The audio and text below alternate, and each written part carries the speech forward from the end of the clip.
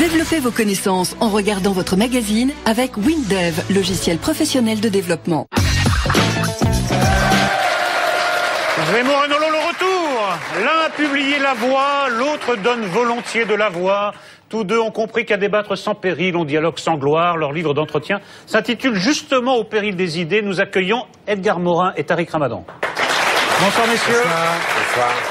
Au péril des idées, c'est aux presses du Châtelet. Alors c'est un livre à part, non seulement par votre personnalité, mais parce que dans ce livre, vous vous inscrivez dans le temps long. On a plutôt l'habitude des intellectuels médiatiques qui interviennent sur les sujets très brûlants, d'actualité. Voilà, c'est un peu au coup par coup.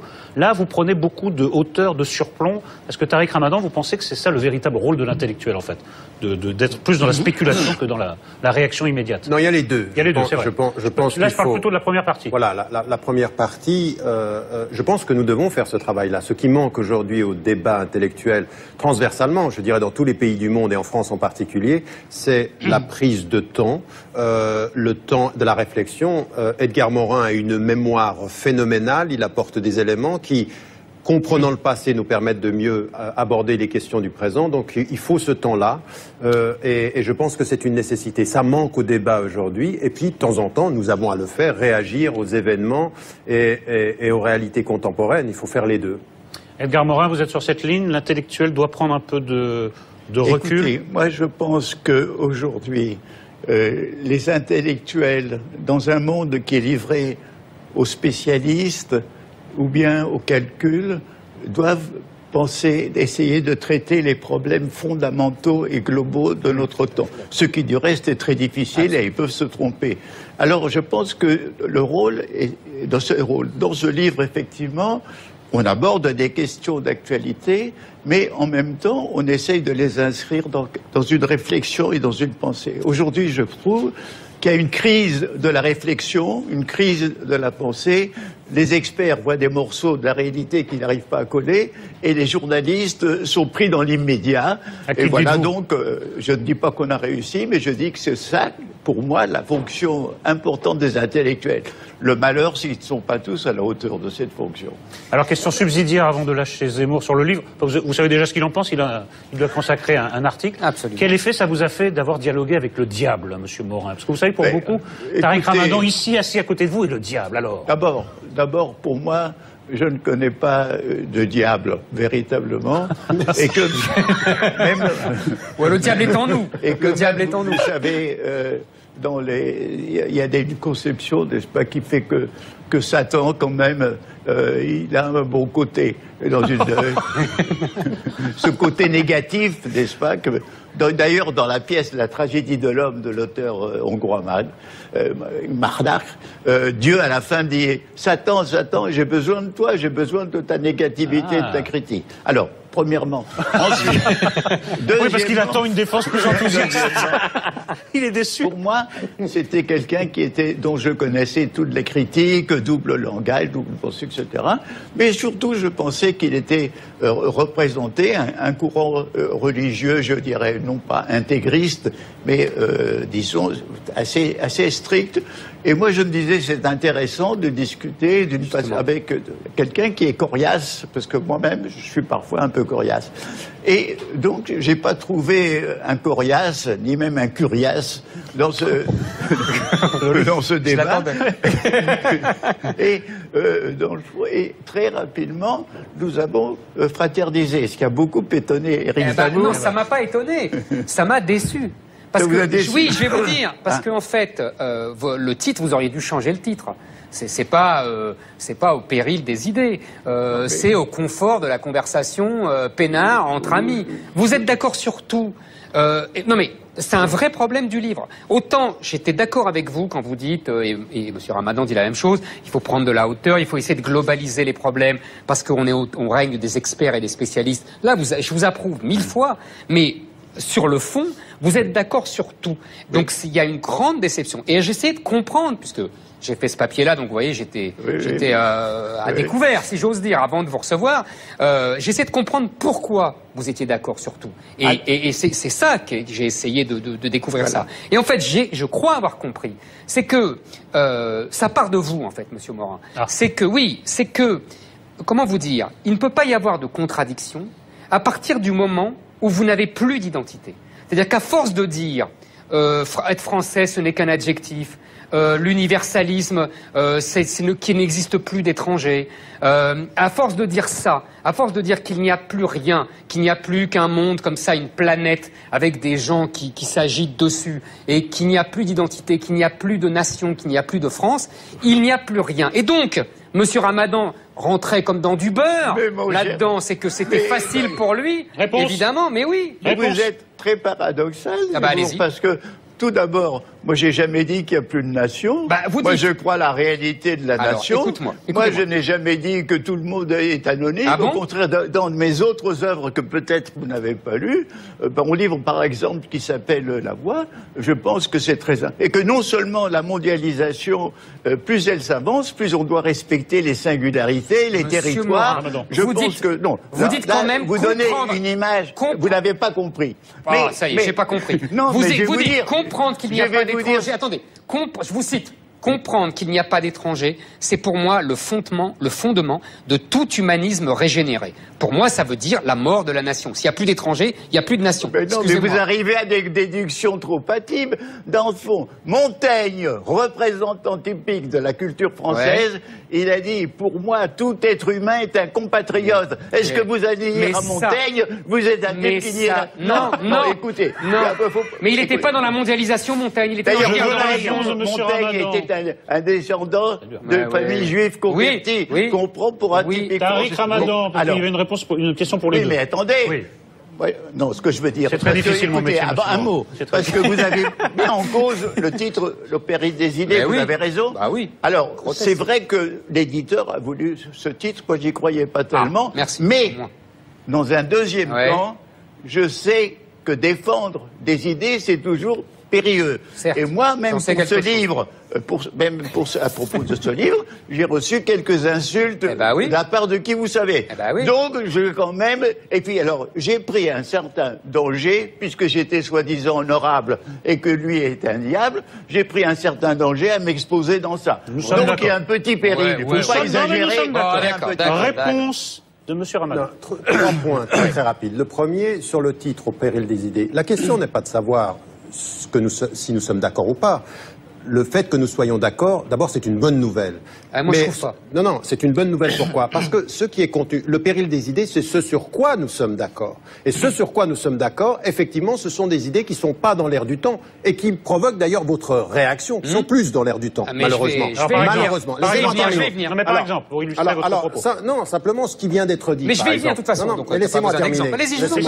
Premier élément, c'est que nous sommes d'accord sur un certain nombre de thèses. Sur la question de la France, sur la question du fait, justement, de pouvoir dire, avant même que l'on construise une idée de la nation qui soit fermée, reconnaissons la communauté de notre humanité. C'est ça que veut dire. C'est une évidence. Non.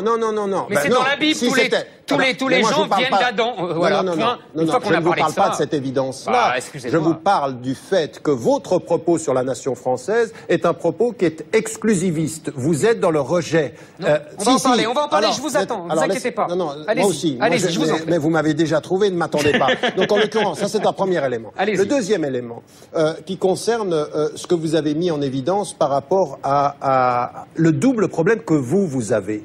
Vous avez un double problème, c'est d'abord la compréhension que vous avez de la France et comment vous imaginez, vous, la nation. Et là, il y a un vrai problème. C'est-à-dire que vous monopolisez une idée de la France que vous pensez être la seule qui soit possible. Et attendez, laissez-moi terminer. Et donc, en l'occurrence, aujourd'hui, la France, ça n'est pas votre traduction seulement. C'est une France, aujourd'hui, qui est plurielle au niveau des mémoires, diverse au niveau des identités, et qui doit être celle qui permet la coexistence. Ça, c'est un. Et l'autre problème que vous avez, donc vous voyez, vous avez un double problème, là, en l'occurrence, c'est la compréhension de l'islam. Et vous avez... Non, je ne vous psychanalyse pas, je vous déconstruis, ce qui est encore pire. Et en l'occurrence ici, c'est l'idée que vous avez de l'islam, ou l'idée, à partir du moment où on est musulman, on a un problème avec la France. C'est vous qui avez un problème avec les deux. Monsieur Ramadan, Nolo a raison, vous pouvez prendre ma place, parce que c'est exactement les deux thèmes que je comptais aborder avec vous. Donc le premier, vous dites à un moment, vous, lorsqu'on vient me dire, oui, vous, les occidentaux musulmans, il faudrait que vous vous intégriez enfin, je réponds, ça suffit, je suis chez moi, je n'ai pas à être intégré. On a compris que vous parliez, vous, pour la Suisse, et que vous parliez pour en Occident en général. Sauf que, c'est vous, je trouve, qui avez un problème. Et je vais vous expliquer très bien. Normalement, une nation, c'est pour ça que je m'en suis d'abord pris à Monsieur Morin, parce que je pense qu'une nation... Non, attendez. Normalement, il y a une nation, ça veut dire qu'il y a une solidarité nationale, et qu'on se sent solidaire, et que ça ne veut pas dire qu'on déteste les étrangers, qu'on leur fait la guerre. Ça veut dire que on n'a pas la même solidarité avec les nationaux qu'avec les étrangers. Et que les nationaux, et c'est là où je ne suis pas d'accord avec vous, pardonnez-moi, la France, c'est un pays qui a reposé sur l'assimilation. C'est-à-dire qu'on devenait le même. À partir du moment où il y a un autre qui est sur notre sol, qui est un étranger, il a le droit d'être l'autre et de rester l'autre, seulement il n'a pas le droit de demander les mêmes droits que le même. C'est exactement ce que vous faites. Vous nous dites, moi je veux rester l'autre, vous comprenez, j'ai une culture brillante, 1000 ans derrière moi, je veux rester l'autre. Je ne veux pas m'assimiler. Oui, c'est ce que vous dites. Quand vous dites on n'a pas à s'intégrer. C'est une lecture zémorienne de choses que je n'ai jamais dites. Pas du tout. Quand vous dites je n'ai pas à m'intégrer. Vous avez une capacité de lire avec votre esprit des choses qui n'ont jamais été dites. C'est normal, c'était pour ça. Monsieur Ramadan. Non, vous pouvez pas. Attendez. Ou alors écrivez un livre sous mon nom. Non. Quand vous dites, je réponds, ça suffit, il faudrait que vous vous intégriez, je suis là. Vous n'êtes pas, ça ne suffit pas. Non, vous ne pouvez pas être à la fois l'autre et le même. Écoutez. Mais non, c'est pas trop. Je suis désolé, c'est un problème fondamental. Je rappelle que les invités sont là. Bah oui, mais en l'occurrence, il n'y a jamais dans mon discours une question de l'autre qui est le même. Mais non, mais laissez-moi terminer. Ah non, mais parce que c'est faux. Ah, vous savez mieux que moi ce que je pense. Moi, je vous lis. Non, vous me dites ce que je n'ai jamais dit. Monsieur Morin. En l'occurrence, laissez-moi terminer. La première des choses, c'est que quand je dis je suis déjà intégré, je suis déjà chez moi, qu'est-ce que je dis? Je dis que la citoyenneté, elle est acquise, le respect de la loi commune est acquis, et que ce que je veux aujourd'hui, c'est qu'on applique, par exemple, la laïcité pour tous de façon égalitaire. Et que sur le plan, laissez-moi terminer, sur le plan du travail, sur le plan de voilà ce que je veux dire, et qu'aujourd'hui, l'histoire commune de la France, c'est des mémoires plurielles qu'il va falloir reconnaître. Oui, vous ne pouvez plus. Non, mais je suis pas d'accord. Excusez-moi, je suis pas d'accord avec vous. Non, mais parce que vous faites en fait un blocage sur la mémoire de Français qui sont français autant que vous, qui sont juste immigrés de moins longue date parce que vous êtes aussi immigrés et qui ont intégré à la mémoire française, la mémoire de l'Algérie, du Maroc et autres. Et ça fait partie de la France. Ça c'est un. Donc il n'y a pas d'autre. Ça c'est la France. C'est vous qui décrivez l'autre parce que vous avez réduit la France. Deuxième élément. J'ai pas terminé. Deuxième élément qui me paraît aussi déterminant ici, c'est que quand je dis arrêtez de me dire systématiquement intégrez-vous, regardez ce qui est en train de se passer sur la terre. Je vous dis assimiler. Non, mais assimiler c'est quoi? Assimiler c'est que je fasse quoi? Je vais vous donner un exemple. Que je ne pratique plus ma religion? Pas du tout. Ou que je change mon prénom? Pas du tout. Vous aimeriez que je m'appelle Eric avec la tête que j'ai? Absolument, par exemple. Mais moi aussi j'ai une tête. Mais ça c'est un argument bidon, monsieur Ramadan. Non.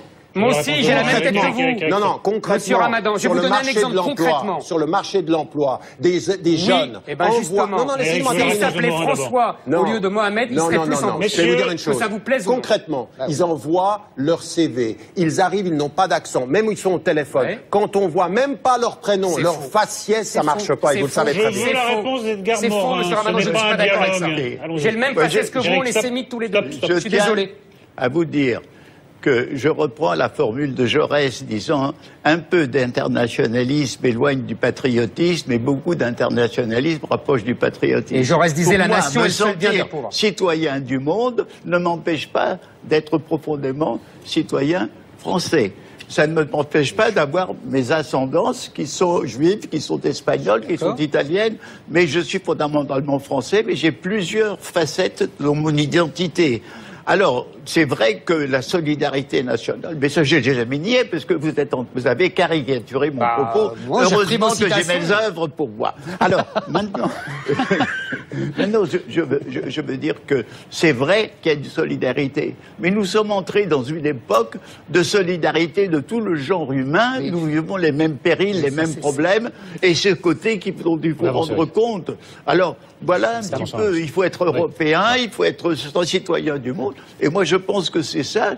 Mais je pense que même l'Europe est une province de la planète, que la France est une province de l'Europe. Mais je ne nie pas du tout ni l'État national, ni la réalité, ni la culture française. Mais ce que je veux dire, c'est que dès que la France s'est constituée comme nation, elle était multiculturelle. Non. Parce qu'il y avait les Flamands, il y avait les Alsaciens, il y avait des gens des peuples qui ne parlaient pas la même langue, mais qui étaient très différents. Attendez, ils ont été francisés en cours de l'histoire. Ils ont été francisés sur 1000 ans, bah oui. Elle est une et multiculturelle. Non, elle est dans la multiethnique, elle est pas constitution multiculturelle. du Maroc, par exemple, le Maroc est multiculturel parce qu'il y a les Berbères, il y a les Français, il y a les autres. Ça c'est multiethnique, vous confondez multiculturel et multiethnique. Du Brésil. Mais la ça n'a rien à France, voir. Écoutez, il faut comprendre que l'unité va de pair avec la diversité. Eric, on avance. C'est l'unité dans la diversité et la diversité dans l'unité. Messieurs, contrairement à ce que dit Zemmour, vous avez des points de désaccord. Moi, j'en ai relevé au moins, et pas des moindres. Non, mais sur la laïcité, vous ne dites pas exactement la même chose sur la laïcité. Vous tenez, Tariq Ramadan, à distinguer entre laïcité et laïcisme, et Edgar Morin n'est pas tout à fait sur la même ligne. Alors d'abord, votre définition de la laïcité. Non, oui et non, parce qu'au départ, il a exposé la laïcité, et moi, ce que j'ai mis en évidence, c'est que ce que j'aimerais, ce qu'est la laïcité du point de vue historique et du point de vue légal, c'est l'application égalitaire sans qu'une religion s'impose à l'État, et la gestion égalitaire de tous les cultes. Et ça, je le veux. Je demande à la France de l'appliquer. Ce qui me gêne aujourd'hui, c'est que, eu égard pas simplement à cause de l'islam, à cause de la relation de l'État avec le catholicisme, à cause en l'occurrence de toute la relation qu'il y a même avec le colonialisme, c'est-à-dire cette confusion qu'il y a aujourd'hui entre l'origine arabe ou africaine et l'islam. Et ça, il faut complètement l'opposer. Edgar Morin le dit très très bien, je suis d'accord avec lui sur ce point-là, c'est d'abord des personnes, des individus, donc il ne faut pas les réduire à leur religion. Et on en est arrivé aujourd'hui sur la question de la laïcité, chez certains intellectuels, à confondre le cadre qui devait permettre le pluriel à un cadre stigmatisant qui stigmatise la religion musulmane et qui, pas seulement la religion musulmane, qui voudrait que la laïcité soit finalement une laïcité de combat qui ne veuille plus le religieux, comme si le religieux devait disparaître. Je suis pour la visibilité de tous et non pas la disparition de tous, mais dans un cadre pluriel. Et ce que je veux à l'école, ce que je veux à l'école, et on en a parlé de cela aussi dans le livre, c'est l'enseignement du fait religieux. Il est important, pourquoi? Parce que quand vous vivez en France aujourd'hui, vous rencontrez des hindous, des bouddhistes, des juifs, des chrétiens, des musulmans, des athées, des agnostiques, et vous leur dites vous êtes libres. On est libre que quand on a la connaissance de la diversité, et faire que cette pluralité se soit dans l'ignorance, ça crée exactement ce que crée Zemmour par son discours, des conflits. Vous avez plus un problème en fait avec votre idée de la France qu'avec... Il va vous répondre, mais d'abord Edgar Morin. Écoutez, sur cette question de la laïcité. La laïcité, pour moi, elle est fille de la pensée critique et interrogative de la Renaissance, fille des Lumières. Et si vous voulez, la laïcité n'a pu s'imposer qu'en refoulant le pouvoir hégémonique, le pouvoir inquisitorial, le pouvoir prohibitif de la religion. En ce qui concerne la France, c'était le catholicisme. La laïcité, c'est d'abord une conquête de la liberté. Ça, c'est un point principal. Maintenant, je dis que dans la laïcité française, elle a besoin de se ressourcer à sa source interrogative et critique. Pourquoi? Parce que les instituteurs du début du XXe siècle croyaient que la raison, la démocratie, le progrès allaient ensemble par une loi inéluctable de l'histoire. Ils se rendaient pas compte qu'il y avait des maladies de la raison, que la démocratie était fragile, etc., que le progrès n'était pas une loi de l'histoire. Donc il faut régénérer la laïcité. Et en ce qui concerne l'enseignement, comme depuis la préhistoire, il y a des religions, et dans toutes les sociétés, même les plus techniques, il y a des religions, le fait religieux est un fait anthropologique qui nous intéresse sur la société et l'humanité. Alors, voilà ma laïcité. Très bien. Monsieur Morin, quand vous faites l'historique de la laïcité, la Renaissance, les Lumières, je suis tout à fait d'accord avec vous, et vous oubliez simplement que, en fait, elle naît dans le christianisme, dans la phrase de Jésus, il faut rendre à César ce qui appartient à César et à Dieu ce qui appartient à Dieu, dans l'histoire du Moyen-Âge européen, qui est le conflit entre le pape et le roi, avec ces deux pouvoirs, dans même la naissance du christianisme, qui fait que dans 3 ou 4 siècles, elle ne s'est pas identifiée au pouvoir, puisqu'elle était dissidente par rapport à l'Empire romain, toutes ces choses-là que n'ont absolument pas connues l'islam, qui a toujours confondu le pouvoir temporel avec le pouvoir religieux, qui n'a jamais connu cette séparation des deux pouvoirs, jamais, et qui en plus a fait une société complètement régie par le Coran, une société religieuse, et qui, je dirais, quand vous dites tout à l'heure, vous dites « je veux la visibilité de tous », ça prouve que vous n'avez rien compris à la laïcité. La laïcité, c'est justement... La disparition de tous. Exactement. Dans le privé.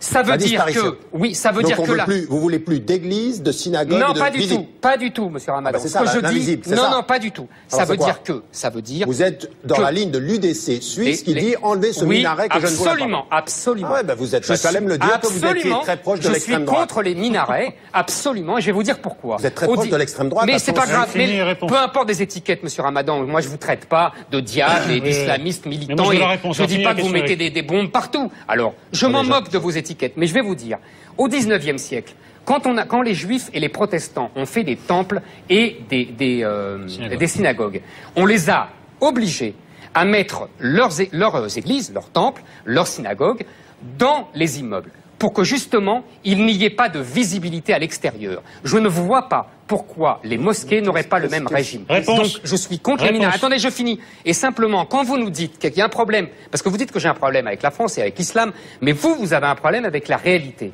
Quand vous nous dites, nous n'avons en islam aucun problème avec les principes démocratiques. Comme on disait au XVIIe siècle, vous nous la baillez belle. Parce que, dans l'idéal, vous nous inventez un islam qui n'existe pas, qui n'a aucune réalité. Dans la réalité, il n'y a aucun pays musulman qui soit démocratique. Eric, on a compris où tu veux en venir. Non, mais c'est quand même important. Oui. Dans la réalité, c'est... Attendez, mais vous pouvez pas simplifier les choses comme ça. Je simplifie pas. Il n'y a pas de pays... Il y a l'idéal ramadanesque et il y a la réalité de l'islam. D'abord, premier élément, ce que vous dites de l'islam sur le fait de la séparation des autorités, vous devriez peut-être lire un peu Alain de Libera et lire un tout petit peu toute la réflexion qu'il y a... Moi, j'ai lu Bernard Lewis, Bernard Lewis, il dit quel est le problème avec l'islam? Il a un problème avec l'islam, vous êtes deux. Donc maintenant, laissez-moi terminer. Laissez-moi terminer sur cet élément-là. Sur l'histoire de la séparation des autorités, c'est aussi vieux que l'islam, et je le dis dans les livres, vous devriez lire d'autres livres. Deuxième élément, c'est sur les questions de... Vous me dites, il n'y a pas de pays majoritairement musulmans qui soient démocratiques, pas de pays arabes. Qu'est-ce que vous dites de... La Turquie. Non mais la Turquie, elle l'est un peu plus. Oui, le Sénégal, c'est pas majoritairement musulman. L'Indonésie, c'est pas majoritairement musulman. Le Malaisie... La Turquie... Mais vous avez une histoire... Vous lisez les livres comme vous regardez Le Monde, c'est-à-dire de façon réductrice pour confirmer ce que vous vouliez montrer avant. Alors évidemment, quand on regarde Le Monde avec les arguments qu'on avait avant de le regarder, on ne regarde que ce que l'on voulait chercher. Deuxième élément, si je peux me permettre, c'est sur la question de ces principes de la démocratie. Ce que je dis aujourd'hui, c'est que nous devons regarder aussi l'histoire. Je défends, pour ce qui me concerne, un État civil démocratique partout. Mais ce que je veux aussi, c'est que nous, dans le monde arabe, nous soyons autocritiques sur les perversions des dictatures. Aujourd'hui, on n'a pas de démocratie participative. Dans le monde arabe, on a des dictatures participatives. Exemple, l'Algérie aujourd'hui. Mais le problème que j'ai aussi, c'est que ce que j'aimerais, c'est que de là où vous êtes, patriote français, vous ayez le discours critique par rapport au gouvernement français qui a soutenu des dictatures en Tunisie, soutenu des dictatures. Mais parce que c'est ça aussi qui est important. Mais ça, c'est de la géostratégie, j'en ai rien à faire. C'est de la réelle politique. Le général de Gaulle soutenait des dictatures, j'en ai rien à taper. Je ne me soucie pas des régimes à l'étranger, moi. Je me soucie de mon régime en France. Vous venez de me dire qu'il n'y a pas de pays majoritairement musulmans démocrates. Mais ça, c'est parce qu'on discute de l'islam. Contradiction. Non, pas du tout. Interdiction de déborder. Une question pour chacun d'entre vous. Est-ce que les Français de confession musulmane sont démocrates? Il faut leur demander. Je vous le demande à vous. Ils ont un problème avec la démocratie. Moi, je pense que le Coran a un problème avec la démocratie et l'islam. Répondez à la question. Non, les citoyens, si citoyens français, ils peuvent voter. Edgar Morin a la parole. J'en sais rien, moi. Merci de l'avoir reconnu. Nous avons besoin d'un minimum de réflexion historique. Il faut se rappeler que l'Église catholique a été d'une intolérance formidable au Moyen-Âge et même au-delà. Et que dans le fond, c'est en son nom qu'ont été expulsés ou convertis les juifs ou les musulmans un peu partout. Alors qu'à la même époque, l'islam était tolérant pour les chrétiens. Non mais attendez, qu'est-ce que je veux dire? Je veux dire que tout ceci doit être historisé. Le stade où nous sommes arrivés, c'est pas le stade où est arrivé l'islam, parce qu'elle a été congelée par le colonialisme, par l'immobilisme, par tout ça. Elle n'a pas été congelée par le colonialisme, M. Morin. Elle a été congelée par lui-même. L'islam a été congelé par lui-même. C'est les musulmans qui ont décidé de fermer la porte de l'interprétation. De quoi vous parlez? Mais oui, mais vous le savez très bien de quoi je parle. Mais vous savez très bien la petite semaine. Il n'est pas fermé. L'Ijtihad n'est pas fermé. Le mot de la fin est pour vous. L'islam est resté immobilisé, congelé historiquement après les grandes époques de Perse, d'Irak, etc., et de Grenade et d'Andalousie. Maintenant, cet état historique, nous l'avons dépassé en critiquant et en dépassant le catholicisme et en affaiblissant la laïcité. Vous faites pas la même chose et avec tous ceux qui veulent, comme Tariq Ramadan, non pas la laïcité, mais qui veulent un système humaniste. Et je viens sur ce mot d'humaniste et qui reconnaît la pleine humanité des autres. Tous ceux qui font un effort pour dire qu'on n'interprète pas littéralement, parce que ceux qui interprètent littéralement la Bible, ils vont justifier le génocide qu'a fait Josué, n'est-ce pas, en massacrant les Cananéens. Je veux dire qu'on interprète la Bible, on interprète les évangiles, on doit interpréter aussi le Coran. Et bon, mais non, mais c'est interdit d'interpréter le Coran. C'est la parole de Dieu. C'est Dieu directement. Merci, messieurs. Cette réunion des trois monothéismes fut extrêmement stimulante. Je renvoie vers votre livre d'entretien au péril des idées. C'est aux presses du Châtelet. Mais après avoir parlé politique, géopolitique ou laïcité, il est enfin temps d'aborder les choses sérieuses. Le football. C'est l'une des plumes les plus expertes et les plus redoutées du journal L'Équipe. Il vient de faire paraître Petites et grandes histoires de la Coupe du Monde. Mais pourquoi fallait-il inviter Vincent Duluc? La réponse en 5 points et pas un de plus.